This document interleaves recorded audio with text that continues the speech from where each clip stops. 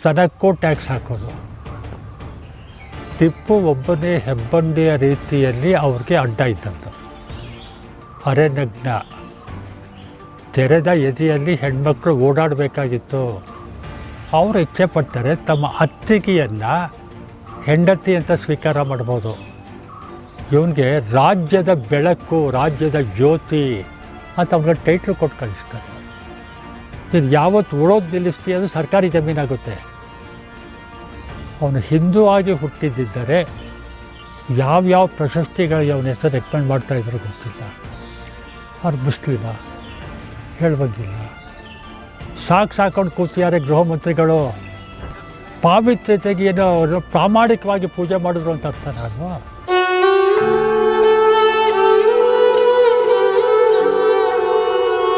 East India ಕಂಪ್ನಿಯಿಂದ ಏನೋ ಇಂಡಿಯಾದಲ್ಲಿ ಅವರು ರಾಜ್ಯ ಆಕ್ರಮಣ ಮಾಡ್ಕೊಂಡು ಬರ್ತಾರೆ.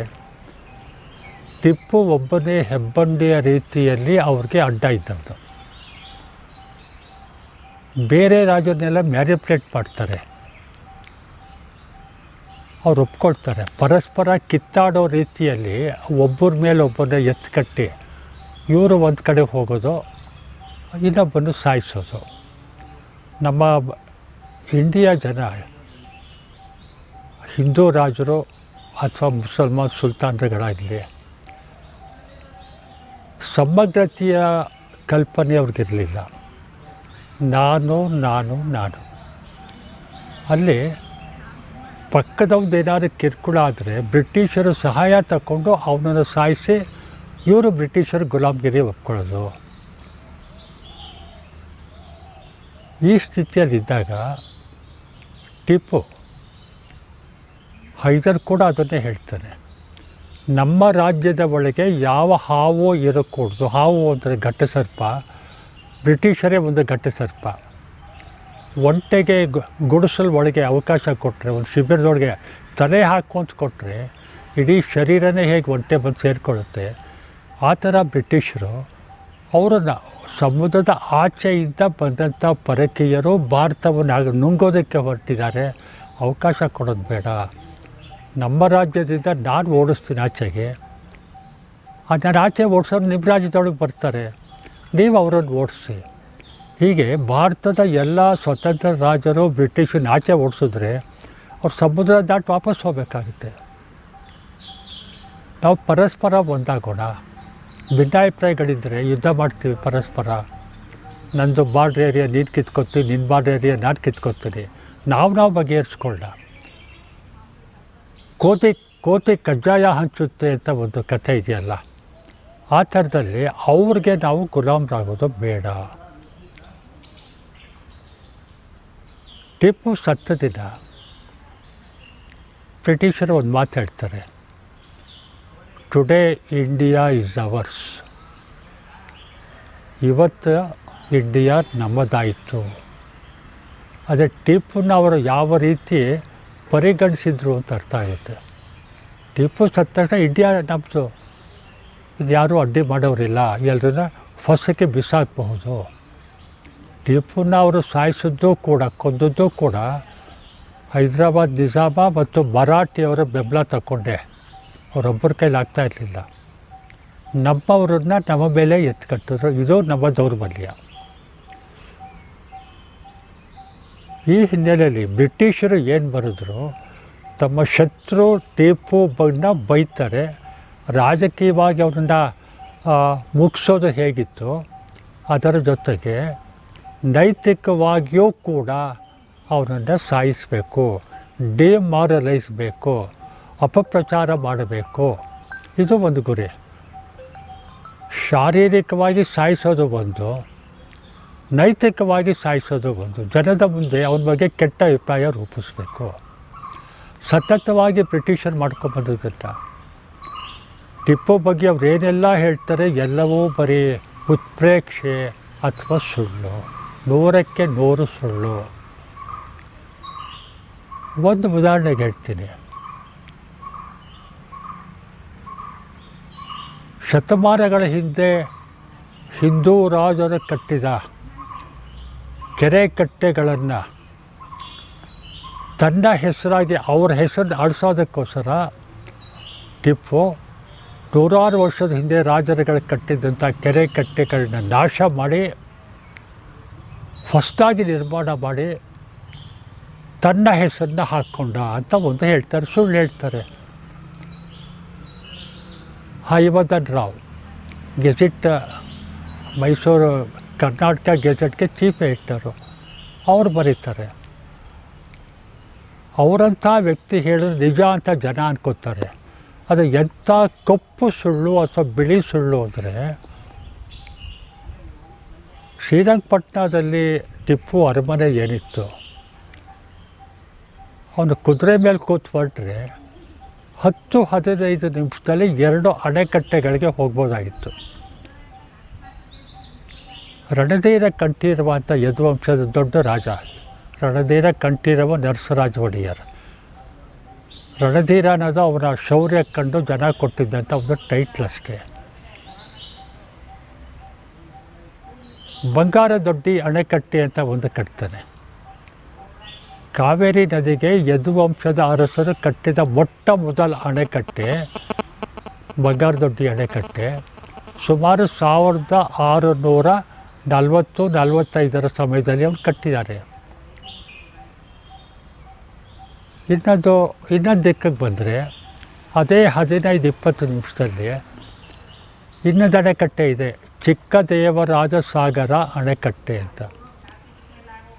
ರಣಧೀರ ಕಂಠೀರವ ನಂತರ 2ನೇ ತಲೆ ರಣಧೀರ ದೊಡ್ಡ ದೇವರಾಜ ಒಡೆಯರು, ಆಮೇಲೆ ಚಿಕ್ಕದೇವರಾಜ ಒಡೆಯರು.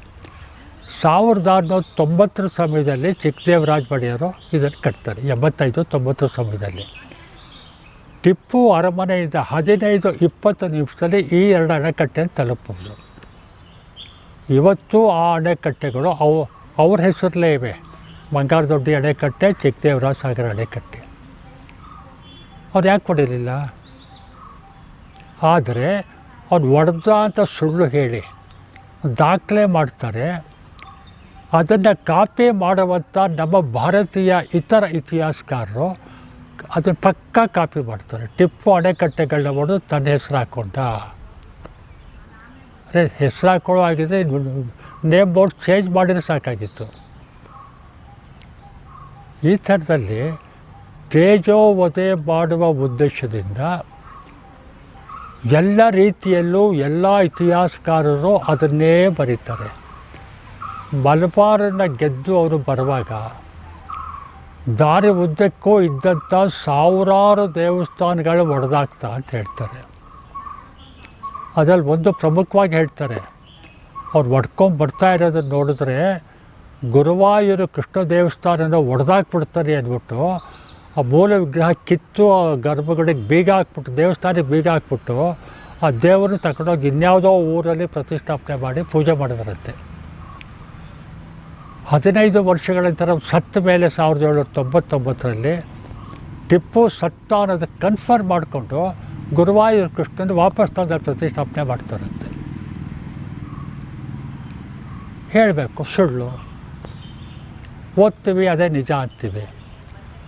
ದಕ್ಷಿಣ ಮಲೆಬಾರಿನಲ್ಲಿ ಟಿಪ್ಪು 63 ದೇವಸ್ಥಾನಗಳಿಗೆ ದೇವದಾಯ ದತ್ತಿ ಕೊಡ್ತಾರೆ. 63ರಲ್ಲಿ 2 ಮಸೀದಿಗಿದೆ ಬಿಟ್ಟರೆ 59 ಹಿಂದೂ ದೇವಸ್ಥಾನಗಳಿಗೆ ದತ್ತಿ ಕೊಡ್ತಾರೆ.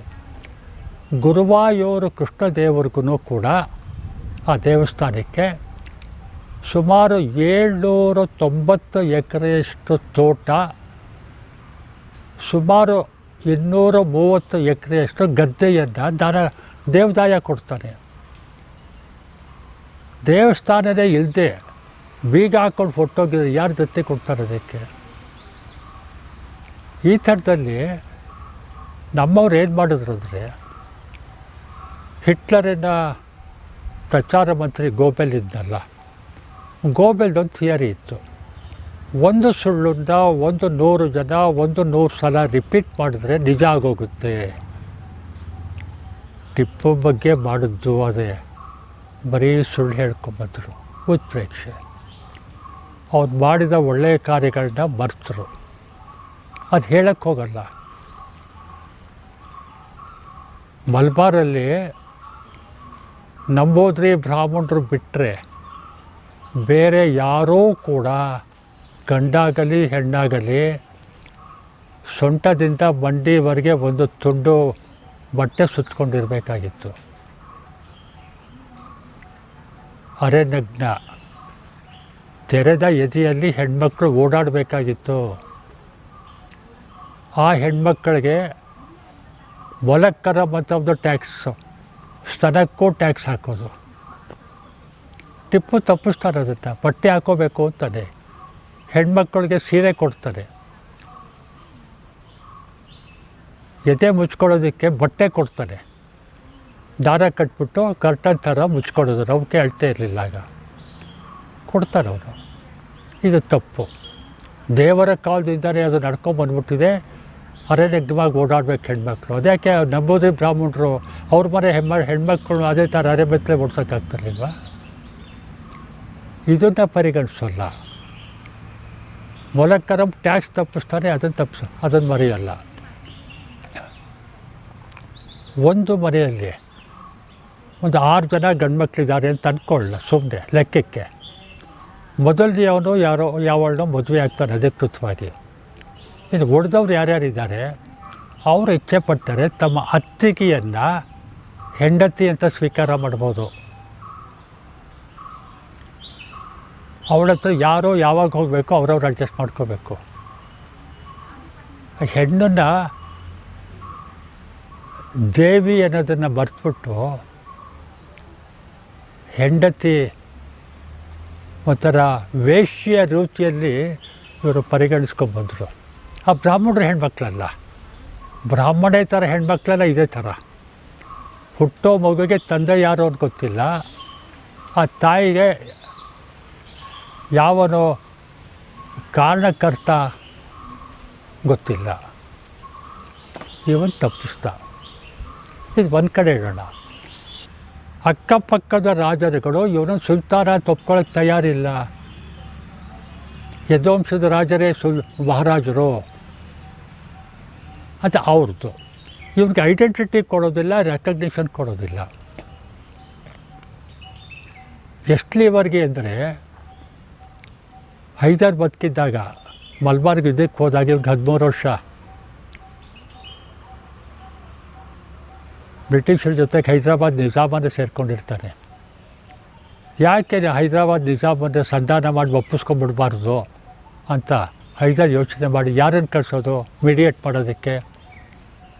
13 ವರ್ಷದ ಮಗನ ಕಳಿಸ್ತಾನೆ. ಈ ಹುಡುಗ ಹೋಗಿ 13-14 ವರ್ಷ ಇವನು ಹೈದರಾಬಾದ್ ನಿಜಾಮ ಹತ್ರ ಕೈ ಮಾತಾಡಿ ಎಲ್ಲ ಸಂಧಾನ ಮಾಡ್ತಾನೆ. ಆಗ ನಿಜಾಮ ಇವನ ಮಾತಿಗೆ ಬೆಲೆ ಕೊಟ್ಟು ಯುದ್ಧಕ್ಕೆ ಬೆಂಬಲ ಕೊಟ್ಟದನ್ನು ವಾಪಸ್ ತಗೊಡ್ತಾನೆ ಬ್ರಿಟಿಷರಿಂದ. ಇವನಿಗೆ ರಾಜ್ಯದ ಬೆಳಕು, ರಾಜ್ಯದ ಜ್ಯೋತಿ ಅಂತ ಅವನಿಗೆ ಟೈಟ್ಲ್ ಕೊಟ್ಟು ಕಳಿಸ್ತಾನೆ. ಬೆಂತಾಡ್ತಾನೆ. ಆಮೇಲೆ 3ನೇ ಮೈಸೂರು ಯುದ್ಧದ ಸಮಯದಲ್ಲಿ 1792 ಸಮಯದಲ್ಲಿ ಇದೇ ಟಿಪ್ಪು ಹುಡುಗ ಟಿಪ್ಪು ಅಲ್ಲ, ಸುಲ್ತಾನ ಟಿಪ್ಪು ನಿಜಾಮ್ನ ಹತ್ರಕ್ಕೆ ಸಂದೇಶ ಕಳಿಸ್ತಾನೆ ತನ್ನ ರಾಯಭಾರಿಗಳ ಕೈಲಿ. ಈಗ ಬ್ರಿಟಿಷರು ನಮ್ಮ ಕಾಮನ್ ಎನಿಮಿ, ಅವ್ರನ್ನ ಓಡಿಸ್ಬೇಕು, ನೀವು ನಮಗೆ ಬೆಂಬಲ ಕೊಡಿ. ಎಲ್ಲ ನಾವು ಇಂಡಿಯಾ ಎಲ್ಲ ರಾಜರು ಅವ್ರು ಸೇರ್ಕೊಂಡು ಓಡಿಸೋಣ. ಅದೆಲ್ಲವನ್ನು ಹೈದರಾಬಾದ್ ನಿಜಾಮ್ ಒಪ್ಕೊತಾನೆ. ಅವ್ರು ಇನ್ನೊಂದು ಹೇಳ್ತಾನೆ, ಟಿಪ್ಪು ಕಳಿಸಿರ್ತಾನೆ. ಏನು ಕೊನೆ ಪ್ರಸ್ತಾಪ ಅಂದರೆ, ಈ ಆಡು ಮಾತಿನ ಬಂಧನ ಏನಿದೆ, ಆಡು ಮಾತಿನ ಬೆಂಬಲ, ಅದಕ್ಕಿಂತ ವೈವಾಹಿಕ ಬೆಂಬಲ ಆದರೆ ತುಂಬ ಅನುಕೂಲ ಆಗುತ್ತೆ. ನನ್ನ ಒಬ್ಬ ಮಗನಿಗೆ ನಿಮ್ಮ ಮಗಳು ಕೊಡಿ, ಸಾಂಸಾರಿಕ ಬಂಧನ ಒಟ್ಟಿಗೆ ಮಾಡಲ ಮತ್ತು ಈ ಪ್ರಸ್ತಾಪ ಕೊಟ್ಟ ತಕ್ಷಣ ಹೈದರ್ ಇದ್ದಾಗಲೂ ಆಗಿತ್ತು. ಸವಣೂರನ ರಾಜ, ಅವನು ಮುಸ್ಲಿಮ, ಸವಣೂರಿನವನು. ಯಾಕೆ ನಾವು ಜಗಳ ಕಾಯಬೇಕು ಅಂದ್ಬಿಟ್ಟು ಹೈದರ್ ಪ್ರಪೋಸಲ್ ಕೊಡ್ತಾನೆ. ನನ್ನ ಮಗ 2ನೇ ಮಗ ಕರೀಮ್ ಇದ್ದಾನೆ, ಅವನಿಗೆ ನಿನ್ನ ಮಗಳು ಕೊಡು, ನಿನ್ನ ಮಗನಿಗೆ ನನ್ನ ಮಗಳು ಕೊಡ್ತೀನಿ ಅಂಥೇಳಿ ಸಾಂಸಾರಿಕ ಸಂಬಂಧ ಬೆಳೆಸ್ಮೇಲೆ ಅವರಿಬ್ಬರು ಯುದ್ಧ ಮಾಡೋದು ನಿಂತೋಯ್ತು. ಅದನ್ನೇ ಟಿಪ್ಪು ಇಲ್ಲಿ ಕೊಟ್ಟದ್ದು. ನನ್ನ ಮಗನಿಗೆ ನಿಮ್ಮ ಮಗಳು ಕೊಟ್ಟು ಮದುವೆ ಮಾಡಿದ. ಆಗ ಅದೇ ನಿಜಾಮ ಹೇಳ್ತಾರೆ, ಅವನ ಅಂತಃಪುರದ ರಾಣಿಯರು ಹೇಳ್ತಾರೆ, ಬೆಂಬಲ ಕೊಡ್ತಾರೆ ಅವನಿಗೆ. ಅವ್ನು ಹೇಳ್ತಾನೆ, ಯಾವ ವಂಶ ನಿಂದು? ನಮ್ಮದು ಮುಸ್ಲಿಮ್ರಲ್ಲಿ ಅತಿ ದೊಡ್ಡ ವಂಶ. ನನ್ನ ಮಗಳು ಮದುವೆ ಆದರೆ ಪ್ರಖ್ಯಾತವಾದ ಮುಸ್ಲಿಂ ರಾಜವಂಶದವನ್ನೇ ಮದುವೆ ಆಗ್ತಾಳೆ ಅಂತ ಅವ್ನು ಕೊಟ್ಟ ಗಿಫ್ಟೆಲ್ಲನೂ ವಾಪಸ್ ಕೊಟ್ಬಿಟ್ಟು ಬೈದು ಓಡಿಸ್ತಾನೆ, ಕೆಟ್ಟದಾಗಿ ಬೈದು ಓಡಿಸ್ತಾನೆ. ರಾಜ್ಯದ ಬೆಳಕು ಅಂತ 13 ವರ್ಷದ ಹುಡುಗನಿಗೆ ಪ್ರಶಸ್ತಿ ಕೊಟ್ಟಿದ್ದವನು ಸಂಬಂಧ ಆದ ತಕ್ಷಣ ಬಯಸ್ತಾನೆ. ಏನಿಸುತ್ತೆ ಅವಾಗ? ಅರೆ, ನನ್ನ ಶಕ್ತಿಯನ್ನು ಯಾರು, ನನ್ನ ಮೆರಿಟನ್ನು ಯಾರು ರೆಕಗ್ನೈಸ್ ಮಾಡೋಲ್ಲ, ಯಾರು ಗುರುತಿಸೋಲ್ಲ, ಯಾರು ನಮಗೆ ಅವಮಾನ ಮಾಡ್ತಾರೆ. ಅವಾಗ ಏನಿಸುತ್ತೆ? ನಮಗೆ ರೆಬೆಲ್ ಆಗಬೇಕು ಅನಿಸುತ್ತೆ, ಸಿಟ್ಟು ಬರುತ್ತೆ, ಸೇಡು ತೀರಿಸ್ಬೇಕು ಅನಿಸುತ್ತೆ. ಮಾನಸಿಕವಾಗಿ ನಮಗೆ ಅಷ್ಟು ಆಘಾತ ಉಂಟಾಗುತ್ತೆ. ಎಲ್ಲ ರೀತಿಯಲ್ಲೂ ಸುತ್ತ ಇದ್ದ ಮರಾಠಿಯವರಾಗಲಿ, ಕರ್ನಾಟಕನ ನವಾಬ ಆಗಲಿ, ಈ ಕಡೆ ಹೈದರಾಬಾದ್ ನಿಜಾಮ್ ಆಗಲಿ, ಎಲ್ಲರೂ ಒಂದೇ. ಇವರು ಸುಲ್ತಾನ, ರಾಜ್ಯ ಆಳ್ತಾ ಇರೋ ದೊರೆ ಅಂತ ಯಾರೂ ಪರಿಗಣಿಸೋಕ್ಕೆ ತಯಾರೇ ಇಲ್ಲ. 220 ವರ್ಷದ ಹಿಂದೆ ಟಿಪ್ಪು ಸತ್ತ.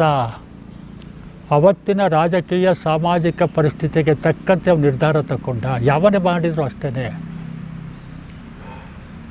ಅದನ್ನು ಇವತ್ತನ್ನು ಕಣ್ಣಾಕ್ಕೊಂಡು ಇವತ್ತು ನಮ್ಮ ಪೂರ್ವ ನಿರ್ಧಾರಿತ ತಾತ್ವಿಕ ಸಿದ್ಧಾಂತಗಳ ದೃಷ್ಟಿಯನ್ನು ಇಟ್ಕೊಂಡು ಇವತ್ತು ತೀರ್ಮಾನ ಮಾಡೋದು ಅಂದರೆ, ಬಾಬ್ರಿ ಮಸೀದಿ ಹೊಡೆದ್ರಲ್ಲ, ಸುಪ್ರೀಂ ಕೋರ್ಟ್ ಹೇಳುತ್ತೆ ಅದು ಎಷ್ಟೋ ಹಾನಿಕಾರಕವಾದಂಥ ಘಟನೆ ಅಂತ ಹೇಳುತ್ತೆ. ಅದ್ಯಾವುದೋ ಇನ್ನೊಂದು ಕೋರ್ಟ್, CBI ಇದ್ಯಾವುದೋ ಕೋರ್ಟು ಅದ್ವಾನಿ ಇವನ್ನೆಲ್ಲ ಕೇಸಿದ್ದಾಗ ಅದು ಸ್ಪಾಂಟೇನಿಯಸ್ ಆಗಿ ತಕ್ಷಣದ ಸ್ಫೂರ್ತಿಯಿಂದ ಹೊಡೆದಾಕಿದ್ರು. ಪ್ರೀ ಅರೇಂಜ್ಡ್ ಅಲ್ಲ, ಪ್ರೀ ಪ್ಲ್ಯಾನ್ಡ್ ಅಲ್ಲ ಅಂತ ಕೋರ್ಟ್ ಹೇಳುತ್ತೆ. ಅರೆ, ಹಾರೆ ಸುತ್ತಿಗೆ ಎತ್ಕೊಂಡು ಹೋಗಿದ್ದು ಅಲ್ಲಿ ಹಿಂಗೆ ಮಾಯ ಮಾಡಿ ತಗೊಂಬರ್ಬಿಟ್ರು ಅಲ್ಲಿ ದಿಢೀರಂತ ಪ್ರಿಪ್ರೇಷನ್ ಮಾಡಿ ಅದು ಹೇಳಲ್ಲ ಈ ಕೋರ್ಟು. ಅಂದರೆ ಇದು ಪೂರ್ವ ನಿರ್ಧಾರಿತ ತೀರ್ಪು ಅಂತ ಅನುಮಾನ ಬರುತ್ತಿಲ್ಲಿ. ನ್ಯಾಯಾಧೀಶರಲ್ಲಿ ಅನುಮಾನ ಪಡೋದು ತಪ್ಪು. ಆದರೆ ಒಂದೊಂದು ಸಲ ಆ ವ್ಯಕ್ತಿಯ ಸೈದ್ಧಾಂತಿಕ ಚಿಂತನೆ ಏನಿರುತ್ತೆ ಅದರ ಪ್ರಕಾರನೂ ಹೊರಟೋಗುತ್ತೆ. ಈಗ ಪಂಜಾಬಿನ ಹರಿಯಾಣ ರೈತರುಗಳು 58 ದಿವಸದಿಂದ ಸ್ಟ್ರೈಕ್ ಮಾಡ್ತಾ ಇದ್ದಾರಲ್ಲ, ಅದನ್ನು ಕೂಡ ಹಾಗೆ ಆಗುತ್ತೆ. ಅವ್ರ ದೃಷ್ಟಿ ಬಂದು ಇವ್ರ ದೃಷ್ಟಿ, ಆಡಳಿತದಲ್ಲಿ ಇರೋರು ಏನು ಹೇಳ್ತಾರೆ ಅದರ ಪ್ರಕಾರ ಎಲ್ಲ ಮಾಧ್ಯಮಗಳು ಅದರ ಪ್ರಕಾರ ನಡೀಬೇಕು. ಇವತ್ತು ಯಾವ TV ಚಾನಲ್ಲು, ಯಾವ ನ್ಯೂಸ್ ಪೇಪರ್ ತೆಗೆದ್ರು ಪಂಜಾಬ್ ರೈತರ ಹೋರಾಟದ ಬಗ್ಗೆ ಸುದ್ದಿ ಬರೋದಿಲ್ಲ. ಬೇಡ ಅಂತ ಯಾಕೆ ಕೇಂದ್ರ ಸರ್ಕಾರ ನಿರ್ದೇಶನ ಬಂದಿರುತ್ತೆ, ನೀವು ನಿಲ್ಲಿಸ್ತಾರೆ. ಬರಲೇಬೇಕಿದ್ದರೆ ಯಾಕೆ ಬರೋಲ್ಲ? ಇಷ್ಟು ದೊಡ್ಡ ಹೋರಾಟ, ಲಕ್ಷಾಂತರ ಜನ ರೈತರು ಹೋರಾಟ ಮಾಡ್ತಿದ್ದಾರೆ, ಬರೋಲ್ಲ. ಅದೇ ರೀತಿಯಲ್ಲಿ ಇವತ್ತಿನ ಅಧಿಕಾರಸ್ಥರು ಯಾರಿದ್ದಾರೆ ಅವ್ರ ಪ್ರಕಾರ ಮಾಧ್ಯಮಗಳು ಹೋಗ್ತಾ ಇರುವಾಗ, ಅವತ್ತಿನಲ್ಲಿ ಅಧಿಕಾರದಲ್ಲಿದ್ದವ್ನು ಏನು ಮಾಡ್ದ, ಅವನ ದೃಷ್ಟಿಗೆ ಏನು ಸರಿ ಅನ್ನಿಸ್ತು ಅದನ್ನು ಮಾಡ್ದ. ಅವತ್ತು ಅವನ ರಾಜ ಏನು ಹೇಳ್ತಾನೆ, ಸುಲ್ತಾನ್ ಹೇಳ್ತಾನೆ, ಅದೇ ಕಾನೂನು, ಅದೇ ನ್ಯಾಯ. ಅವ್ರು ಮಾಡೋದು ಒಳ್ಳೆಯ ಕೆಲಸಗಳನ್ನು ನೋಡಿ. Communism theory ತರ್ತಾನೆ. ಉಳುವವನು ಯಾವರಿದ್ದಾರೆ, ಎಷ್ಟು ರೈತ ಉಳಬೇಕು, ಎಷ್ಟು ಎಕರೆ ಬೇಕಯ್ಯ ತಗೋ, 10 ಎಕರೆ ಬೇಕು ತಗೋ, ಸರ್ಕಾರದಿಂದ ಇಷ್ಟು ಫ್ರೀ ಕೊಡ್ತೀವಿ, ತಕಾವಿ ಲೋನ್ ಕೊಡ್ತೀವಿ, ಒಂದು ನೇಗಳಿಗೆ 3 ರೂಪಾಯಿ ತಗೋ, ಕೆಲಸ ಮಾಡೋ, ನಿಂಗೆ ಇಷ್ಟು ಪರ್ಸೆಂಟೇಜು ನಮಗಿಷ್ಟು ಪರ್ಸೆಂಟೇಜು ಕೊಡೋ. ಎಲ್ಲಿ ಆ ಜಮೀನು ನಿಂದು ಎಲ್ಲಿವರೆಗೆ ಉಳುವವರೆಗೆ ಮಾತ್ರ. ನೀನು ಯಾವತ್ತು ಉಳೋದು ನಿಲ್ಲಿಸ್ತೀಯ ಅದು ಸರ್ಕಾರಿ ಜಮೀನಾಗುತ್ತೆ, ಓನರ್ಶಿಪ್ ಇಲ್ಲ. ಅಂದರೆ ಉತ್ಸಾಹದಿಂದ ಕೆಲಸ ಮಾಡ್ತಾರಾಗ. ಈ ಕಮ್ಯುನಿಸಮ್ ಥಿಯರಿನ ಅವತ್ತು ತಂದಿದ್ದ, ಅದು ಲೆಕ್ಕಕ್ಕೆ ಬರೋಲ್ಲ. ಈ ಥರದಲ್ಲಿ ಬೈಬೇಕು ಅಂದರೆ ನೇಮೆ ಡಾಗ್ ಆ್ಯಂಡ್ ಹ್ಯಾಂಗ್ ಇಟ್ ಅಂತಾರಲ್ಲ ಇಂಗ್ಲೀಷಲ್ಲಿ, ಆ ಥರ. ಶ್ರೀರಂಗಪಟ್ಟಣದಿಂದ 200 ಮೈಲಿ ದೂರದಲ್ಲಿ ಯಾವುದೋ ಹಳ್ಳಿನಲ್ಲಿ ಯಾವುದೋ ದೇವಸ್ಥಾನಕ್ಕೆ ಅವರ ಕಲ್ಲೊಡ್ದ, ಒಪ್ಕೊಳ್ಳೋಣ, ಯಾವನೋ ಹೊಡೆದ, ಅದಕ್ಕೆ ಇವ್ರಿಗೂ ಅದಕ್ಕೆ ಸಂಬಂಧ? ಅದೇನು ರಾಜ್ಯದ ನೀತಿನ ಅದು? ಇಲ್ಲೂ ಹೇಳಬೇಕಾಯ್ತು ಬಿ ಜೆ ಪಿ ವರಿಷ್ಠರಿಗೆ. ಅಲ್ಲಿ ಹಾಜರಿದ್ದವ್ರನ್ನೇ ನೀವು ಅವರು ದೋಷ ಮುಕ್ತರು ಅಂತ ಹೇಳ್ತಾರೆ. ಯಾರೋ ಅದ್ವಾನಿ ಸಾಹೇಬ್ರನ್ನ, ಒಳ್ಳೆಯವರು ಇವರೆಲ್ಲ, ಅವ್ರ ಬಗ್ಗೆ ನಮಗೆ ಗೌರವ ಇದೆ. ಇಲ್ಲಿ ನ್ಯಾಯದ ತೀರ್ಪನ್ನು ಕೊಡುವ ಹೊತ್ತಿನಲ್ಲೂ ಕೂಡ ಈ ರೀತಿಯ ಇಂಟರ್ಪ್ರಿಟೇಷನ್, ವ್ಯಾಖ್ಯಾನಗಳು ಬಂದಾಗ ಬೇಸರ ಆಗುತ್ತೆ. ಟಿಪ್ಪು ಮುಸ್ಲಿಮ ಅನ್ನೋ ಕಾರಣಕ್ಕೆ ಹೇಳ್ತಾರಲ್ಲ, ನನಗನ್ಸುತ್ತೆ ಟಿಪ್ಪು ಅವನು ದೊಡ್ಡ ತಪ್ಪು ಏನು ಮಾಡ್ದ ಅಂದರೆ ಮುಸ್ಲಿಮ್ನಾಗ ಹುಟ್ಟಿದ್ದು. ಅವನು ಹಿಂದೂ ಆಗಿ ಹುಟ್ಟಿದ್ದರೆ ಯಾವ್ಯಾವ ಪ್ರಶಸ್ತಿಗಳಿಗೆ ಅವನ ಹೆಸರು ರೆಕಮೆಂಡ್ ಮಾಡ್ತಾಯಿದ್ರು ಗೊತ್ತಿಲ್ಲ. ಮಲ್ಬಾರಲ್ಲಿ ಮಾಡಿದ ಒಂದು ಇದೆಯಲ್ಲ 2-3 ಸಾಮಾಜಿಕ ಕ್ರಾಂತಿ, ಅರೆಬೆತ್ತಲೆ ಜನಗಳಿಗೆ ಬಟ್ಟೆ ಕೊಟ್ಟನಲ್ಲ, ಅದು ಒಂದಕ್ಕೆ ಪದ್ಮ ಪ್ರಶಸ್ತಿ ಕೊಡಿ ಅಂತ ಹೇಳೋರೇನೋ. ಅವ್ರು ಮುಸ್ಲಿಮ ಹೇಳುವಂಗಿಲ್ಲ. ಒಂದು ಕೊನೆ ಮಾತು ಹೇಳ್ತೀನಿ. ಡೆಲ್ಲಿನಲ್ಲಿ ಔರಂಗಜೇಬ ರೋಡ್ ಅಂತ ಒಂದಿತ್ತು. ಬಿ ಜೆ ಪಿ ಕೇಂದ್ರ ಸರ್ಕಾರ ವಾಜಪೇಯಿ ಅವರು ಬಂದಾಗ ಈ ಥರ ಏನೋ ಸಣ್ಣ ಮನೋಭಾವನೆ, ಧರ್ಮದ ಕುರಿತಂತೆ ಸಣ್ಣ ಮನೋಭಾವನೆ ಇರಲಿಲ್ಲ. ಅವ್ರು ಉದಾರಿ ಕವಿಯವರು ವಾಜಪೇಯಿ. ಔರಂಗಜೇಬ್ ಹೆಸರನ್ನ ತೆಗೆದು ಇನ್ಯಾವುದೋ ಅಬ್ದುಲ್ ಕಲಾಂ ರೋಡ್ ಅಂತ ಯಾವುದೋ ಒಂದು ರಸ್ತೆ ಹೆಸರು ಹಾಕಿದ್ರು. ಔರಂಗಜೇಬ್ ಕಟ್ಕ, ಅವ್ರನ್ನ ಕೊಂದ ಇವ್ರನ್ನ ಕೊಂದ ಅಂತ ಹೇಳ್ತಾರೆ.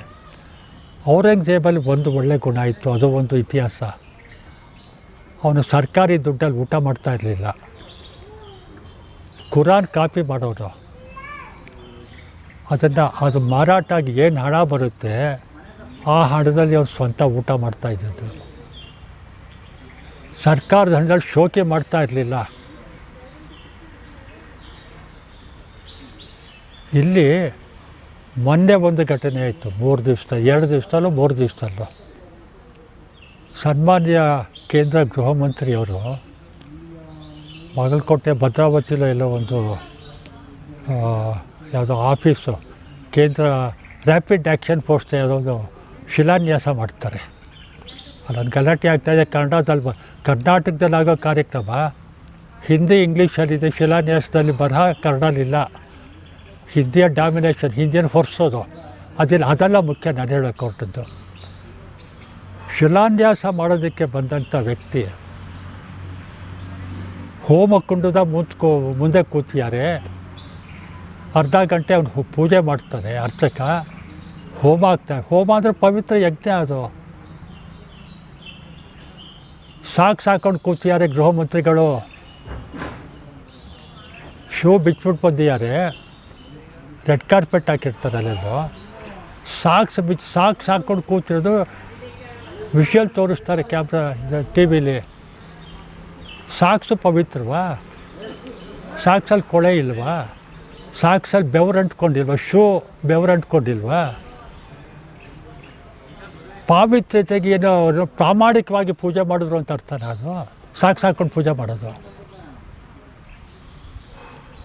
ಇದು ಶೋ ಬಿಸ್ನೆಸ್. ಇದು ಜನಗಳನ್ನ ಮೂರ್ಖರನ್ನಾಗಿ ಮಾಡಿ ದಾರಿ ತಪ್ಪಿಸೋದಿದೆಯಲ್ಲ. ಅವ್ರು ಪೂಜೆ ಮಾಡೋದಕ್ಕೆ ಸಂತೋಷ. ಇವತ್ತು ಹೋಮದಲ್ಲಿ ಅವ್ರಿಗೆ ನಂಬಿಕೆ ಇದೆಯಲ್ಲ, ಕೈ ಮುಗಿಯೋಣ ಅವ್ರಿಗೆ. ಶೋ ಬಿಚ್ಚಿ ಬರಬೇಕಾಯಿತು ಹೋಮಕುಂಡದ ಮುಂದೆ. ಯಜ್ಞ ಮಾಡೋನು ಸಾಕೊಂಡು ಮಾಡ್ತಾನೆ. ಅಂದರೆ ನಮ್ಮಲ್ಲಿ ಅಧಿಕಾರಿಗಳು ಏನೇ ತಪ್ಪು ಮಾಡಿದ್ರು ಬಾರಾಕೊಂಡು ಮಾಫ್ ಕನ್ಸಿಡರ್ ಮಾಡಬೇಡಿ. ಅವ್ರು ಹೇಳಿದ್ರು ಸುಳ್ಳು ಹೇಳಿದ್ರು ಒಪ್ಕೊಳ್ಳಿ. ಕಲ್ ರಾತ್ ಹಮಾರೆ ಕಾರ್ಯಕರ್ತ ಕಿ ಹತ್ಯಾ ಹುಯ್ಯೆ, ಹೌದು, ಅದು ಹೇಳಬೇಕು, ಒಪ್ಕೋಬೇಕು. ಅವ್ರು ಮುಸ್ಲಿಮ್ ಆದ ರಾತ್ರಿ ಕನ್ವರ್ಟ್ ಆಗ್ಬಿಟ್ಟಾರೆ. RSS ಅವರು ಮುಸ್ಲಿಮಾಗಿ ಕನ್ವರ್ಟ್ ಆಗ್ಬಿಟ್ಟವ್ರು. ಅವ್ರು ಬಂದು ಕೊನೆಯದೊಂದು ಮಾತೇನು ಅಂದರೆ, ಟಿಪ್ಪು ಹಿಂದೂ ದೇವಸ್ಥಾನಗಳು ಹೊಡೆದ, ಅರಮನೆಯಲ್ಲಿ ಹೊಡೆದ, ಏನೋ ಹೇಳ್ತಾರೆ. ಇದೇ ಬ್ರಿಟಿಷರು ಟಿಪ್ಪು ಸತ್ತ ಮೇಲೆ ವೆಲ್ಲೆಸ್ಲಿಲಿ ಕ್ಯಾಂಪ್ ಮಾಡ್ತಾನೆ ಟಿಪ್ಪು ಅವ್ರ ಮನೆಯಲ್ಲಿ ಶ್ರೀರಂಗಪಟ್ಟಣದಲ್ಲಿ.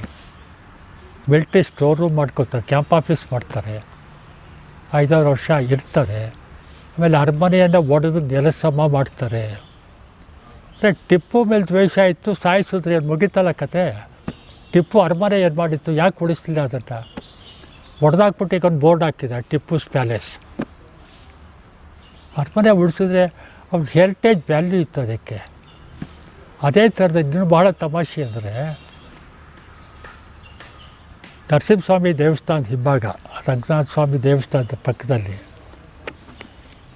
ಯದುವಂಶದ ರಾಜರ ಮುಂಚೆ ವಿಜಯನಗರದ ಮಂಡಲಾಧೀಶನ ಅರಮನೆ ಇತ್ತಂತೆ. ಅದಕ್ಕಿಂತ ಟಿಪ್ಪು ಅರಮನೆ ಒಂದು ತೂಕ ಜಾಸ್ತಿ ಆಗಿತ್ತು ಅಂತ ಇತಿಹಾಸಕಾರರು ಬರೀತಾರೆ.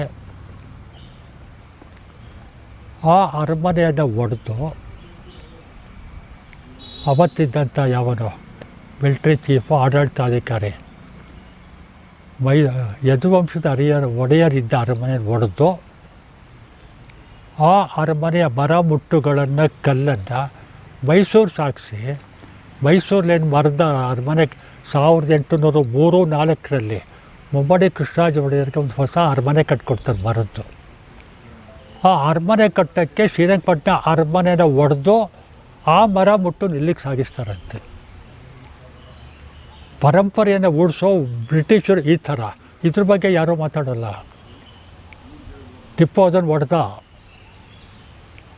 ಈ ಅರಮನೆ ಏನು ಮಾಡಿತ್ತು, ಬ್ರಿಟಿಷರು ಹೊಡೆದ್ರಲ್ಲ. ಅದೇ ಥರ ಗಂಜಾಮಲ್ಲಿ ಇವರ ಇದು ಏನೋ ಸಮಾಧಿ ಸ್ಥಳ ಇದೆಯಲ್ಲ, ಐದರ್ ಟಿಪ್ಪು ಮತ್ತು ಟಿಪ್ಪು ತಾಯಿ ಗುಂಬಸ್ ಇದೆಯಲ್ಲ, ಗುಂಬಸ್ಸಲ್ಲಿ ಅದಕ್ಕೆ ಬಲಗಡೆ ಮಸೀದಿ ಇದೆ, ಎಡಗಡೆ ಒಂದು ಅರಮನೆ ಕಟ್ತಾನೆ. ಕೆಲವರು ಹೈದರ್ ಕಟ್ತಾ ಅಂತಾರೆ, ಇನ್ನು ಕೆಲವರು ಟಿಪ್ಪು ಕಟ್ತಾ ಅಂತಾರೆ. ಲಾಲ್ಬಾಗ್ ಅರಮನೆ, ಇಡೀ ಏರಿಯಾ ಲಾಲ್ಬಾಗ್ ಅರಮನೆ ಅಂತ ಕರೀತಾರೆ. ಇನ್ನೊಬ್ಬ ಇತಿಹಾಸಕಾರ ಅದನ್ನು ಹೈದರ್ ಕಟ್ಟಿದ್ದು ಸಮ್ಮರ್ ಪ್ಯಾಲೇಸ್ ಅವ್ರಿಗೆ, ಅದರ ಹೆಸರು ರಂಗಮಹಲ್ ಅಂತ ಅವನೊಂದು ಫೋಟೋ ಕೊಡ್ತಾನೆ. ಎಂಥದ್ದೋ ಯಾರೋ ಗುಂಬಸ್ ಪಕ್ಕದಲ್ಲಿ, ಅದರ ಪೂರ್ವ ದಿಕ್ಕಿಗೆ, ಗುಂಬಸ್ಗೆ ಎಡಭಾಗ ಪೂರ್ವ ದಿಕ್ಕಿಗೆ ಒಂದು ಅರಮನೆ ಇತ್ತು. ಬ್ರಿಟಿಷ್ ಅಧಿಕಾರಿ ಟಿಪ್ಪು ಸತ್ತ ಮೇಲೆ ಆ ಅರಮನೆಯನ್ನು ಒಡೆದು, ಕೇರ್ಫುಲ್ಲಾಗಿ ಹೊಡಿಬೇಕದನ್ನು, ಯಾವುದಕ್ಕೂ ಹಾನಿ ಉಂಟಾಗಬಾರ್ದು ಅಂತ ಹೇಳಿ ಆ ಅರಮನೆಯ ಏನೋ ಸಾಮಗ್ರಿಗಳಿದ್ವು, ಮರ ಮುಟ್ಟು ಕಲ್ಲು, ಊಟಿಗೆ ಸಾಗಿಸಿ ಅಲ್ಲೊಂದು ಚರ್ಚ್ ಕಟ್ತಾನೆ. ಆ ಚರ್ಚಲ್ಲಿ ಏನು ತೊಲೆ ಇದೆ ಮೇಲ್ಗಡೆ, ಅರಮನೆಯಲ್ಲಿ ತೊಲೆ ಅಂತ ಅದನ್ನು ಹೈಲೈಟ್ ಮಾಡ್ತಾರೆ. ಏನು ಮರ ಮುಟ್ಟು ಉಳ್ಕೊಳ್ಳುತ್ತೆ, ಆ ಉಳಿಕೆ ಮೆಟೀರಿಯಲ್ ಯೂಸ್ ಮಾಡಿ ಒಂದು ಶಾಲೆ ಕಟ್ತಾನೆ. ಇದು ಮದ್ರಾಸ್ ಆರ್ಕೈವ್ಸ್ ಡಿಪಾರ್ಟ್ಮೆಂಟು ರೆಕಾರ್ಡ್ ಮಾಡ್ತಾರೆ, ನಮ್ಮಲ್ಲಿಲ್ಲ ಇದು. ಈ ಅರಮನೆನ ಒಡೆದು ಅಲ್ಯಾತೆ ಕಟ್ತಾ, ಚರ್ಚ್ ಕಟ್ತಾ, ಅದ್ರ ಬಗ್ಗೆ ನಮ್ಮವರು ಟೀಕೆ ಮಾಡಲ್ಲ. ಟಿಪ್ಪುನ ಹೀನಾಯವಾಗಿ ಬೈಯುವಂಥ ಜನ ದಯವಿಟ್ಟು ಇವನು ಯಾಕೆ ಪರಿಗಣಿಸಬಾರ್ದು? ಟಿಪ್ಪು ಅರಮನೆ ಏನು ತೊಂದರೆ ಕೊಟ್ಟಿತ್ತು, ಯದುವಂಶದ ಅರಮನೆ ಏನು ತೊಂದರೆ ಕೊಟ್ಟಿತ್ತು? ಅವರವರ ಮನೋಭಾವನೆ. ಕೆಟ್ಟ ಯೋಚನೆ ಮಾಡೋರು ಒಬ್ಬರದೇ ಮನಪರಿ ಕಾಪಿರೈಟ್ ಯಾರೂ ತಗೊಂಡಿಲ್ಲ. ಯಾರು ಬೇಕಾದ್ರೂ ಏನೇನು ಬೇಕಾದ್ರೂ ಹೊಡಿಬೋದು, ತಪ್ಪಾಗಿ ಪ್ರೆಸೆಂಟ್ ಮಾಡ್ಬೋದು.